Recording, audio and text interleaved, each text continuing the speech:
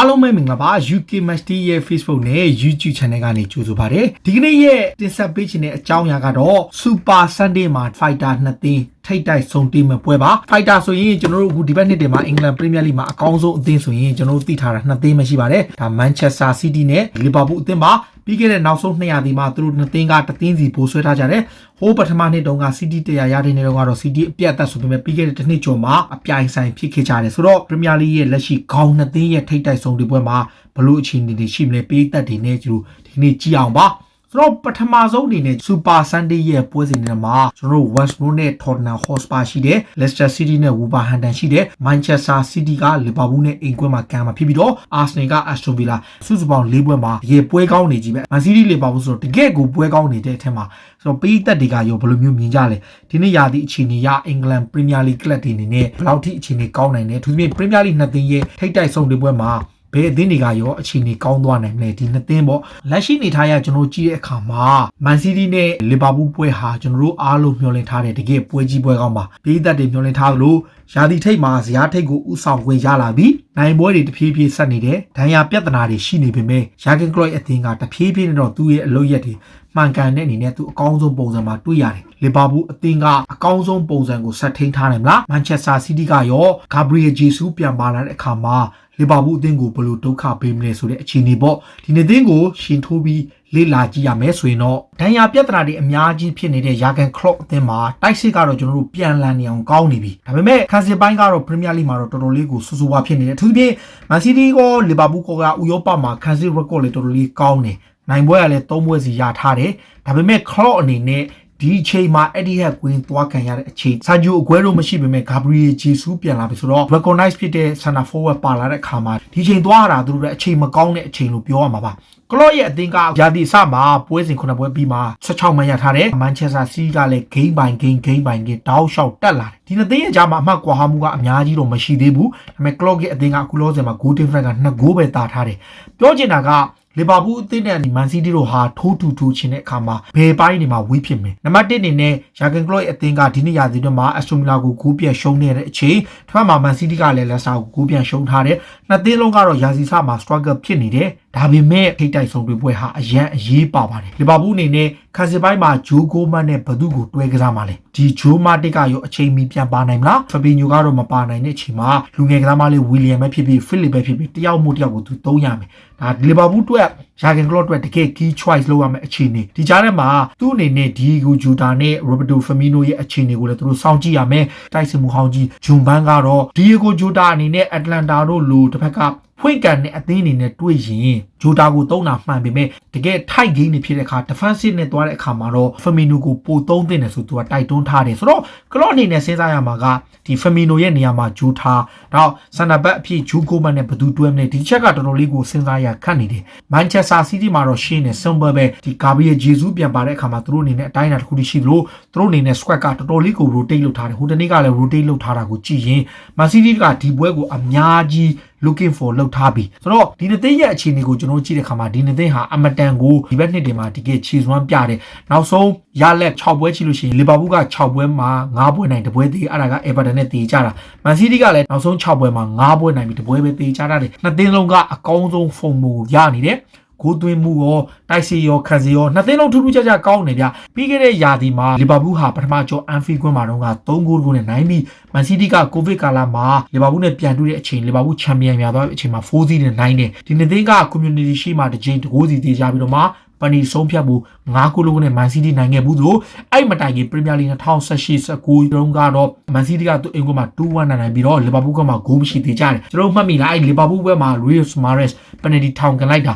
ဆိုတော့နောက်ဆုံး200ဒီကစားထားတဲ့အချိန်ရဲ့ community တိုင်းပွဲတစ်ပွဲအပါဝင်9ပွဲပေါ့ဗျာအဲ့9ပွဲမှာတော့ယာဂန်ကလော့အသင်းက2ပွဲနိုင်တယ် community တိုင်းရပွဲကတော့တေရနေပနယ်တီဆုံးဖြတ်နိုင်တာပေါ့ဆိုတော့ဒါတိတ်မကွာကြဘူးဒါပေမဲ့ဒီနေရာမှာကစားသမားတွေရဲ့ formဘယ်အသင်းကပိုကောင်းလဲမန်ချက်စတာစီးတီးမှာတော့ Kevin De Bruyne တို့ Raheem Sterling တို့အထူးသဖြင့် goal twin form အရန်ကောင်းနေတာက Ferran Torres ဒီကစားမလေးတွေရှိတယ်ဒီနေရာမှာ Man City လည်းအပြောင်းလဲလုပ်မှာက Ferran Torres ကိုပဲသုံးမလားဒါမှမဟုတ် Riyad Mahrez ကိုချိန်မလား Ferran Torres ကအခုလို့ဆိုမှာ wing မှာထက်ဒီ center forward position မှာပို့ပြီးတော့ goal တွေရနေဒါ Guardiola တစ်ချက်စဉ်းစားစရာပါနောက်တစ်ခုက João Cancelo နဲ့ Kyle Walker ကိုပဲသုံးမလားဒါမှမဟုတ် recognize ဖြစ်တဲ့ Zinchenko ကိုပဲပြန်သုံးမလားဒီတစ်ချက်ကလည်းစဉ်းစားစရာရှိတယ်ဆိုတော့ လက်လောနေထားရ Man City က Olympia ကို3 goal ပြတ် Sheffield United ကို2 goal မရှိနဲ့ Marseille ကို3 goal ပြတ်ပြီးတော့မှ West Ham နဲ့ပွဲကတော့သူတို့တီကြခဲ့တယ်ဒါပေမဲ့အခုနောက်ဆုံး3ပွဲမှာပေးကိုမရှိ clean sheet ထားပြီးတော့စုစုပေါင်း9ဂိုးသွင်းထားတယ်လီဗာပူးကလည်း Atlanta လိုအမတန်ကောင်းတဲ့တင်းကိုအဝေးကွင်းမှာ9ဂိုးပြတ်နေနိုင်ပြီးတော့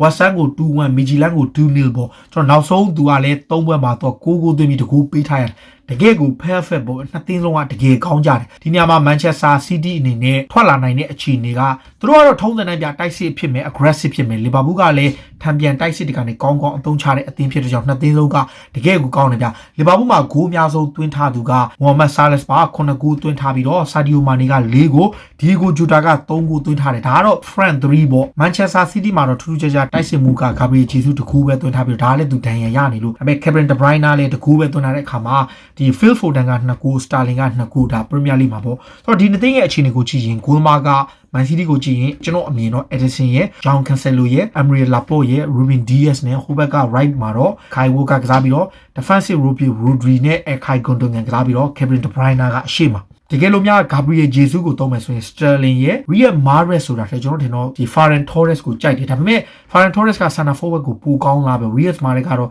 ဒီလိုပွဲမျိုးကြတော့သူဘောလုံးကင်နိုင်တဲ့ကောင်မှုန်နိုင်တဲ့ကောင်နည်းနည်းပါကြောင်း Mahrez ဖြစ်ဖို့များပြီးအထောင်ပြက်က Gabriel Jesus ဒါမှမဟုတ် Jesus fit မဖြစ်သေးဘူးဆိုရင်တော့ Ferran Torres နဲ့သူထွက်ပြီးတော့မှ Jesus ကိုဒုတိယပိုင်းထည့်ကောင်းထည့်နိုင်တယ်ဒါ Man City ဘက်ကအပြောင်းလဲမရှိဘူး Phil Foden ကိုတော့သူမသုံးလောက်ဘူးလို့ကျွန်တော်စဉ်းစားကြည့်တာပေါ့တစ်ဖက်က Liverpool ကိုကြည့်တဲ့အခါမှာဂိုးသမား Alisson ဘက်က Andy Robertson Joe Gomez နဲ့ဒီဘက်ကတော့ကျွန်တော်ထင်တော့ William Charlie ကိုပဲသုံးပြီးတော့ဟိုဘက်မှာတော့ Trent Alexander-Arnold နဲ့ defensive midfield player မရှိတဲ့အတွက်ကြောင့် Fabinho မရှိတဲ့ခါမှာ 4-3-3 သူတို့မသုံးလောက်ဘူး 4-2-3-1 formation ဆိုရင်တော့မှသူတို့ Cardi Jones နဲ့တစ်ဖက်က Final Dan ရဲ့ Henderson ထားပြီးတော့မှရှေ့မှာတော့ထောင်တိုက်စစ်မှုဖြစ် Firmino ကိုပြန်သုံးမယ်လို့ထင်တယ် Firmino ရဲ့ဒီဘက်က Sadio Mane နဲ့ Mohamed Salah ဖြစ်မယ်ဒီကိုဂျိုတာကိုဒုတိယပိုင်းလောက်မှာထည့်မယ်လို့ထင်တာပေါ့ဒါကျွန်တော်မြင်တာပေါ့ Arsenal နဲ့ကစားခဲ့တဲ့ပွဲကိုလည်းကြည့်ရင်ဒီတစ်လုံးကထူးဆန်းArsenal နဲ့သူတို့ကစားထားတဲ့ခြေစွမ်းကိုပြောမယ်ဘာလို့လဲဆိုတော့ recently မှာသူတို့နေနဲ့အသင်းကြီးနဲ့ကစားတာ Liverpool ဆိုရင် Chelsea နဲ့လည်းကစားထားတယ်ဆိုတော့ Arsenal နဲ့ပွဲမှာ Man City တော်တော်ကို struggle ဖြစ်ပြီးတော့တကူတွေနဲ့ရတယ်သူမြင်ခံစစ်ပိတ်ကန်နေတဲ့ Arsenal ကို City struggle ဖြစ်တဲ့အချိန်မှာ